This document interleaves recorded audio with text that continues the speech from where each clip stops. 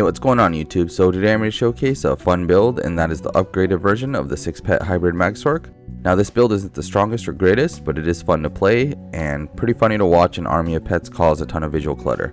Keep in mind that these kinds of builds are usually visually distracting and can result you from getting kicked from groups, so please use this build with caution. And as always, use these builds as a baseline, as there are many viable gear sets and skills in the game, and builds should be tailored for specific content for optimal results. With that being said, here we go. So starting off in the character sheet, we have 60 points into Magicka, and we're running the Thief Mundus. And for the race, we're just going to be a standard high elf. They are considered to be one of the best, if not the best, Magicka DPS class. For the food, you have a few different options, but because we are a Magicka heavy build in medium armor, we're going to be opting to use Clockwork Citrus Fillet.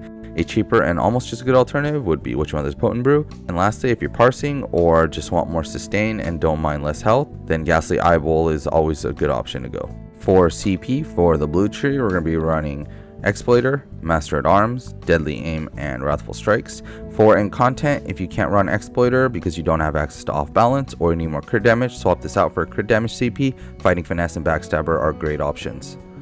And for the red tree, we're running Siphoning Spells, Rejuvenation, Fortified, and Balanced Vitality.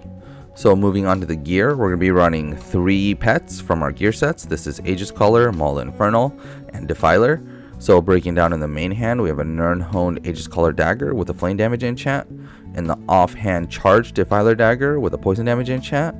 On the back bar, an Aegis Caller Greatsword infused with a weapon damage enchant. For the head and shoulders, we're running 1 piece light, 1 piece medium, Maul Infernal, both in divines, with max mag, and one's medium and one's light.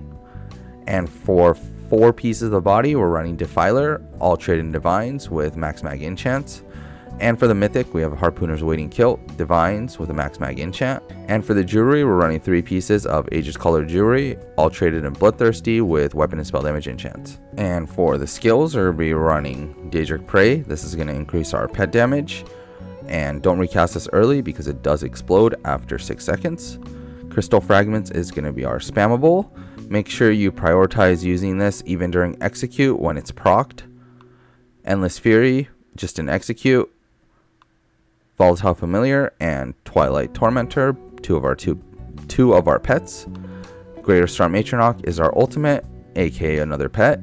And on the back bar, we're running Stampede. This is to proc Aegis Caller.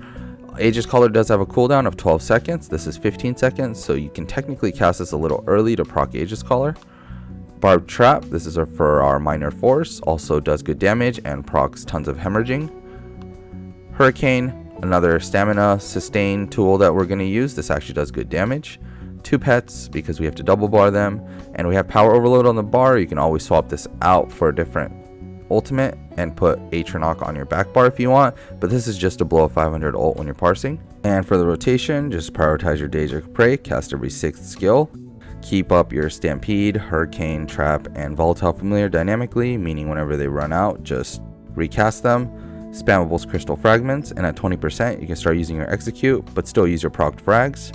Drop your Storm Atronach whenever it's ready. Don't activate Twilight Tormentor, it's just there for the passive damage. And as I said earlier, Power Overload is just there for parsing, but you can always swap it out for a different ult. And also, quick tip, try to use Stampede every 12 seconds and make Aegis Caller proc off of it. That way you can ensure a very high uptime on Aegis Caller. And I think that wraps it up. As always, thanks for watching the video. If you have any questions or comments, feel free to leave them in the comment section down below, or better yet, come join our Discord. Link is in the description. I will have a written guide linked in the description for those who would prefer that instead. And as always, thank you to my YouTube members. If you want to help me support my content creation, please consider becoming a member. And as always, thanks again, and see you in the next one.